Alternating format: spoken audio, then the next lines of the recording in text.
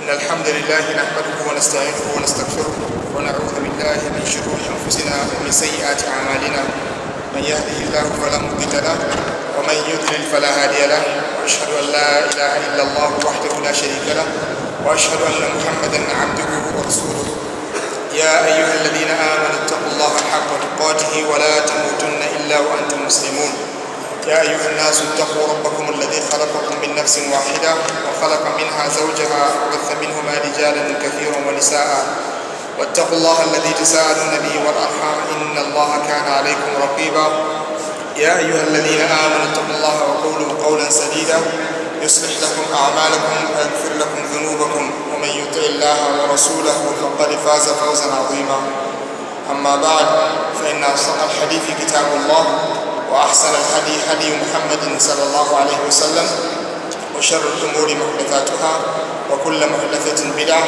وكل بدعة ضلالة وكل ضلالة في النار. Alhamdulillah, last week we have completed the commentary on the verses that Imam Nawawi mentioned at the beginning of the first chapter of his book. So today, inshallah, we'll move on to the first hadith, which is the most important hadith that the Muslim should know in his life in order to practice his deen. This hadith is the hadith of Umar radiallahu anhu, a great companion of the Prophet sallallahu alayhi wa sallam, who led the ummah after the demise of Abu Bakr radiallahu anhu. He was a very righteous. The Prophet sallallahu alayhi wa sallam said, if there is any of the mulhamun in my ummah, like what Allah SWT gave the nation that came before us, it should be Umar, someone who is guided by Allah SWT, someone who's is speaking about the truthful things that Allah SWT confirms by the Prophet ﷺ. This is Umar. During his reign, the peace is all over the place. And these are the Khulafa al-Rashidin. The Prophet ﷺ said, this ummah will keep on being in a good condition from Allah subhanahu wa ta'ala as long as they are led by 12 caliphs. So we know these five that the Prophet ﷺ said, alaykum bi sunnati wa sunnati al-Khulafa al-Rashidin. Umar is one of them. So this is how he led the ummah, alhamdulillah.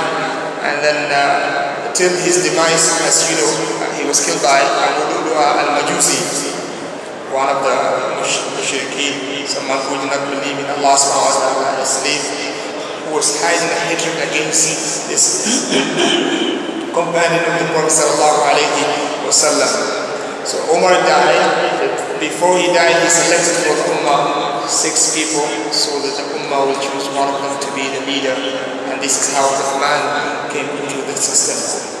So Umar radiallahu anhu is a companion of the Prophet sallallahu alayhi wa sallam.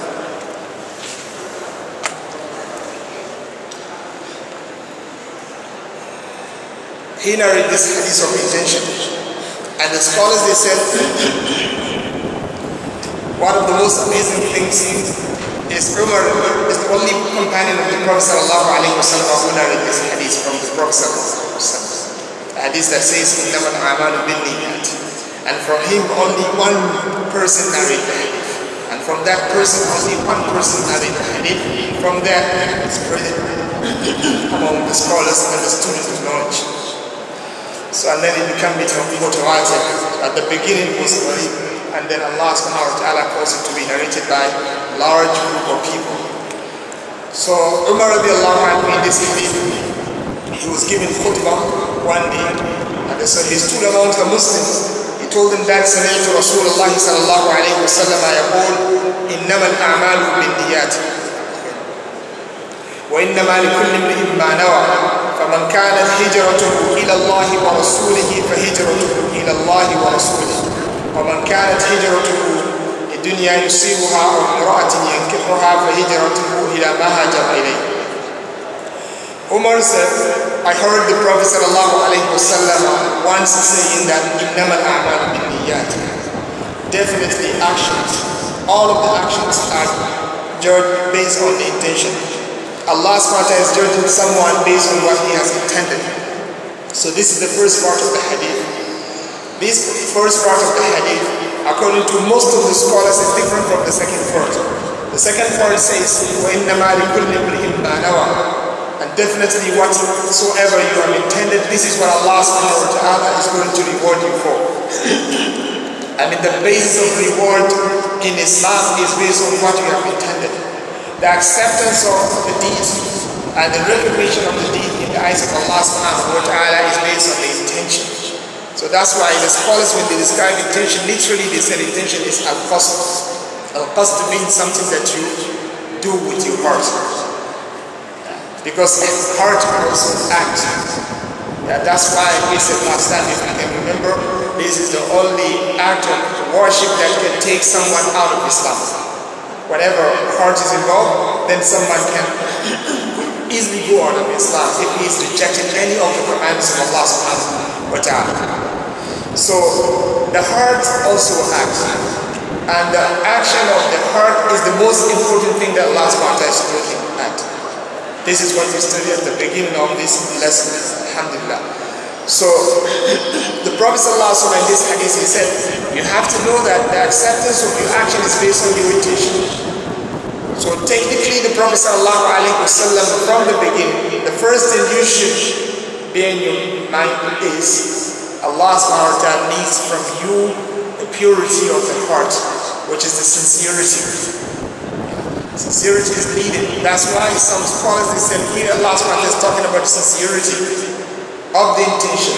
So if the one who is doing the act is sincere to Allah subhanahu wa ta'ala, and also he knows exactly what he is doing, Allah subhanahu wa ta'ala will recognize the act of worship and it will be accepted for him. But if the intention is there, you know what you're doing. But unfortunately, this person is not doing it for Allah subhanahu wa ta'ala, then the act of worship will be thrown away. Allah subhanahu wa ta'ala will never take it. And here comes the importance of knowing what exactly Riyah means, which is the minor shirk, as the Prophet sallallahu alayhi wa sallam described. The scholars normally, when they talk about this hadith, they will talk about also Riyah, the issue of Riyah.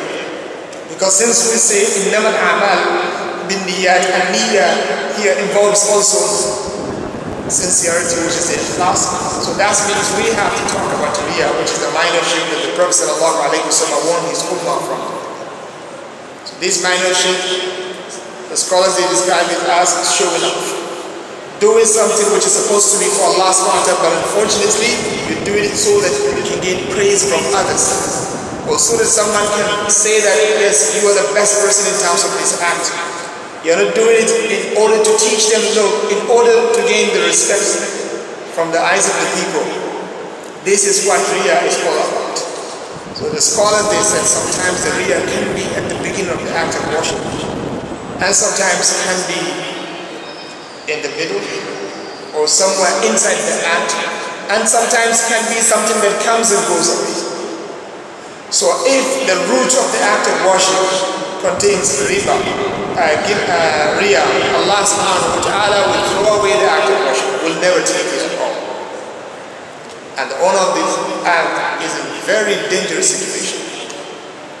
Because the Prophet sallallahu alayhi wa sallam has said, Allah subhanahu wa ta'ala said, أنا أغنى الشركاء عن الشرك من عمل عملا أشرك فيه معي غيري تركته وشركه.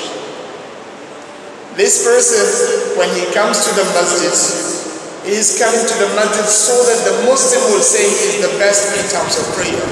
He's not doing it for Allah subhanahu wa ta'ala. So the beginning of intention is involving Riyah. That's why the Prophet ﷺ said his act of worship will be rejected. And Allah subhanahu wa ta'ala said, I don't need, amongst all of the ones that people associate partner with, I'm the only one who is absolutely rich, and he does not need anyone with him. So therefore, Allah subhanahu wa ta'ala said, whoever does an act of worship, associating partner with me in this act of worship, Allah subhanahu wa ta'ala said, taraktuhu wa shirkahu, I will completely reject what he is doing. I will leave him in his act of worship. I don't need it and I don't want it.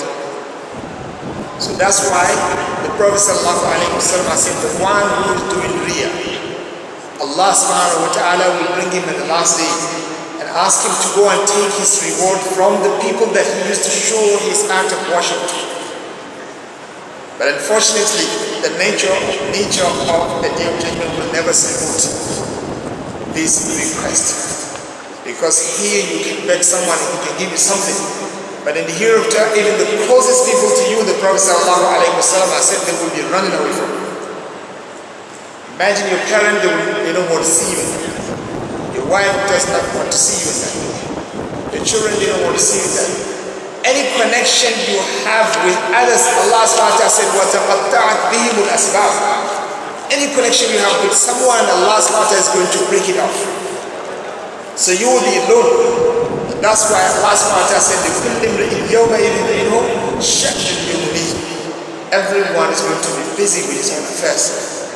So imagine in this day, everyone is looking for something to complete his deed, or to at least make it look nicer, so that maybe inshallah Allah SWT will show mercy on it.